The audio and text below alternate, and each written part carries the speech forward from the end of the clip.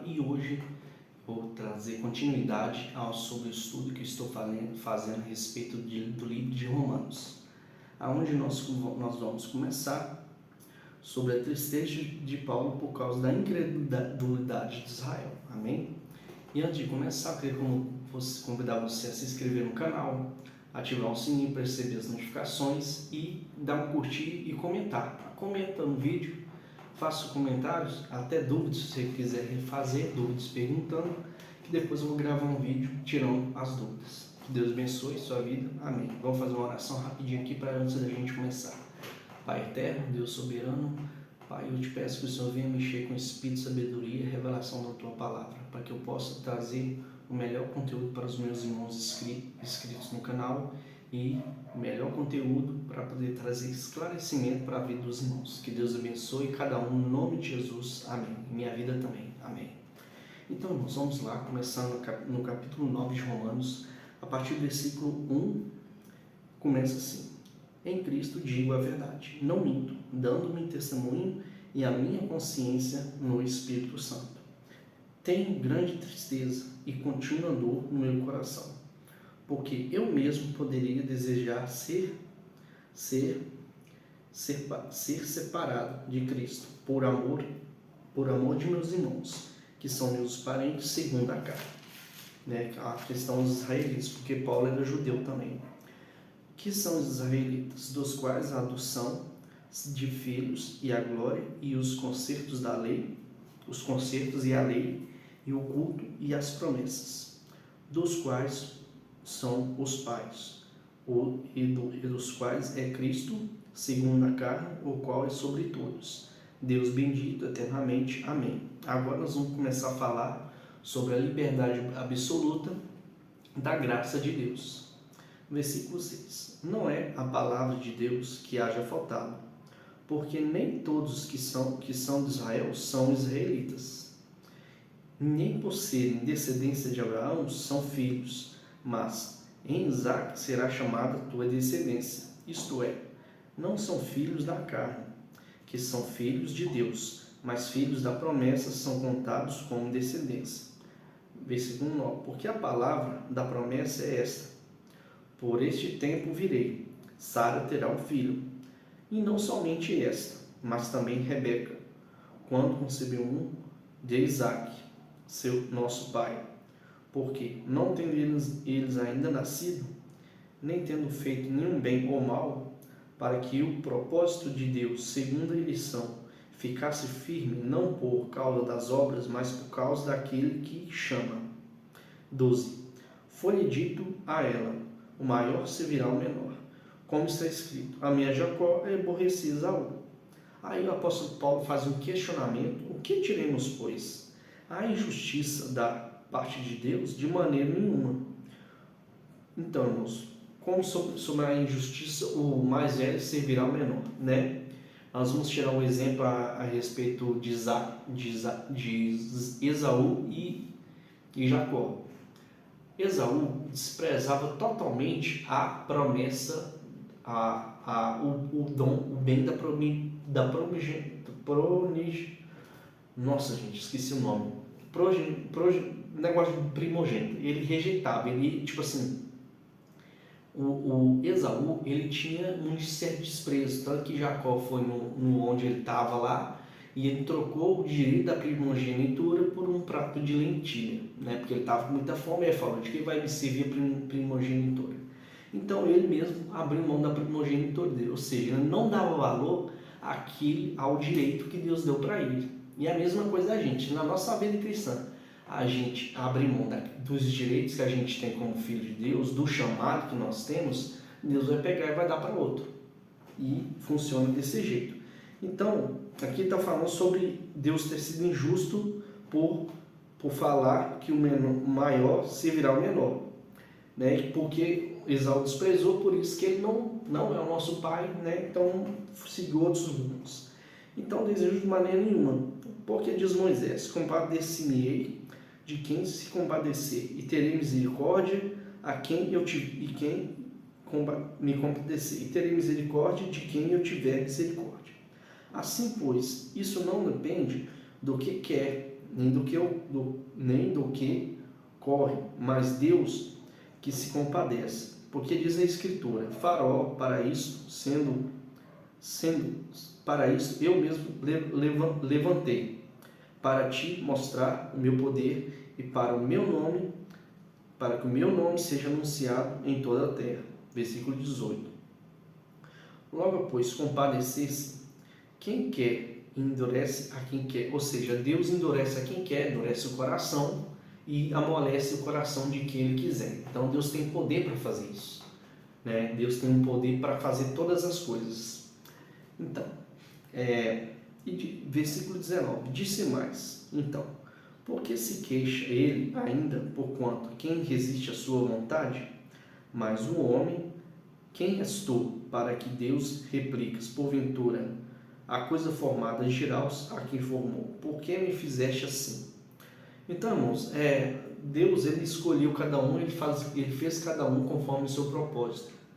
Então, irmãos, a gente não tem autoridade para dizer: Deus, por que o Senhor me fez desse jeito? Por que eu... Né? Então, Deus ele faz tudo conforme a vontade dele e o propósito dele. Então, o versículo 21 fala assim: ou não tem o olheiro poder sobre o barro, para a mesma massa fazer um vaso para honra e outro para desonra.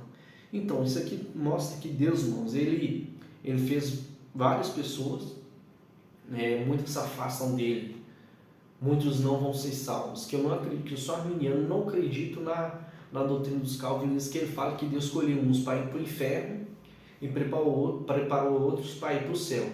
Eu entendo que na presciência de Deus, que como ele é onisciente, ele sabe quem vai para o inferno e quem vai para o céu. Eu não acredito que Deus escolheu uns para ir para o inferno e outros para o céu, não. Eu entendo dessa forma. Deus sabe quem que vai e quem não vai. Então, vamos lá. Então,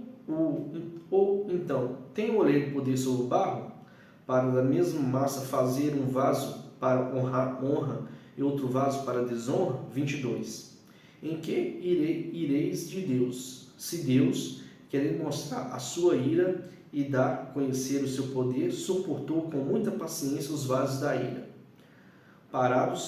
preparados para a perdição? Ou seja, Deus sabe quem que é as pessoas que vão ser condenadas. Isso expressa bem aqui no texto, pessoas que estão preparadas para a perdição, né? Pessoas que rejeitam a vontade de Deus, irmãos. Pessoas que rejeitam a vontade de Deus, as pessoas que têm prazer em pecar, amam mais o pecado do que agradar a Deus. Então, essas pessoas que amam o pecado mais do que agradar a Deus, elas vão todas para o inferno. Então, elas estão preparadas para a perdição. No 22, para que também desse conhecer as riquezas da sua glória, nos vasos de misericórdia, para a glória já dantes preparou, aos quais somos nós, quem também chamou, não só dentre os judeus, mas também dentre os gentios. Então o apóstolo Paulo está falando aqui sobre todos aqueles que reconheceram a obra reconheceram que Jesus é o Filho de Deus e reconheceram Jesus como Messias, né? Porque a própria palavra fala que quem crê será condenado, quem não crê será condenado e quem crê será salvo. Então nós temos que entender essa parte aqui.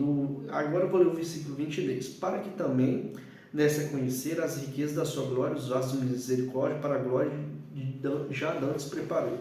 24. Os quais somos nós, a quem também chamou, não só dentre os judeus, mas também dentre os gentios. 25.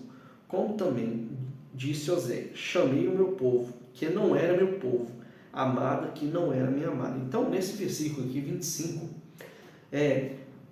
Oséias está declarando que Deus chamou um povo que não era povo, amada que não era amada. Ou seja, muitas vezes na Bíblia, a nação, qualquer coisa é colocada como uma mulher, né? Como uma mulher. Então, eu vou dar um exemplo para vocês aqui. No livro de... Eu esqueci o nome do livro. O livro da Rainha Esther fala lá que Esther tipifica a igreja de Cristo, né? Ela é um tipo da igreja de Cristo que agradou o rei. Depois eu vou até gravar um vídeo a respeito disso aqui para explicar para vocês também. Então, irmãos, Deus chamou o povo que não era povo Por quê? Tem uma promessa de Deus que está no chamado de Abraão. Deus falou assim: abençoei os que te amaldiçoarem, a descendência de Abraão, e abençoarei os que te abençoarem. E em ti, em Abraão, serão benditas todas as famílias da terra. Isso consiste na promessa do Messias, que é Jesus Cristo. O mundo, as pessoas que creem em Cristo e são fiéis a Cristo, elas serão salvas. Elas estão sendo preparadas para subir, para ser arrebatadas. Então, isso faz parte desse processo aí, por causa da obra de Cristo na cruz. 26. E sucederá que no lugar em que lhes for dito: vós não sois meu povo, aí serão chamados malditos do amado, serão chamados filhos do Deus vivo. 27.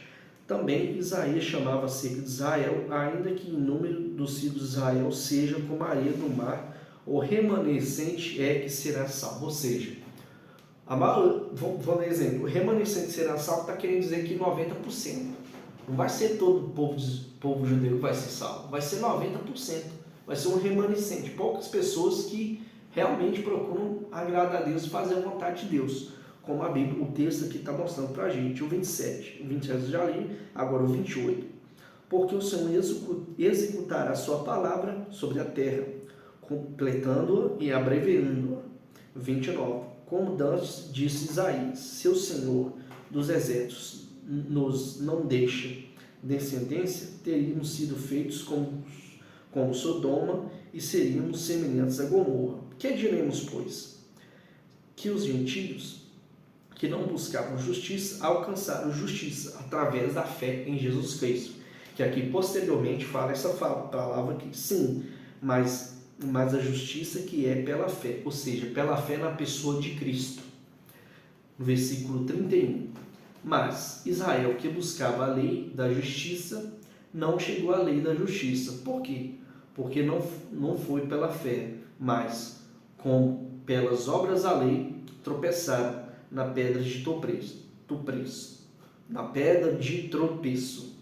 Como está escrito: eis que eu ponho em Sião uma pedra de tropeço e uma rocha de escândalo, e todo aquele que crer nela não será confundido. Aqui, irmãos, está falando a respeito da pessoa de Cristo, está falando a respeito de Jesus Cristo, porque Jesus Cristo, ele é a pedra rejeitada, ele é a pedra de escândalo, né, irmãos? Então Jesus Cristo é a pedra, não é Pedro, né? igual a Igreja Católica tem algumas afirmações para poder falar. Então, irmãos, existem pessoas que Deus sabe que elas vão para o inferno, que elas serão condenadas.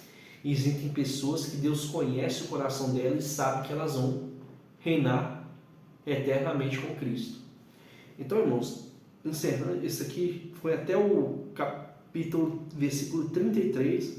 Aqui o capítulo 9 ele é bem pequeno, né? Então, no próximo vídeo eu vou falar: os judeus rejeitaram a justiça de Deus. Porque se os judeus eles tivessem entendido, aliás, se os judeus tivessem aceitado Jesus, reconhecido Jesus como Messias, o Evangelho não teria chegado até nós, né? Então, louvado seja Deus que por causa da rejeição dos judeus, o Evangelho chegou até nós, que hoje nós somos a igreja. Então, irmãos, até o próximo vídeo. Quero que Deus abençoe sua vida. Obrigado por ter assistido até o final. E que Deus abençoe você e sua família, no nome de Jesus, com toda sorte de bênçãos. Até o próximo vídeo.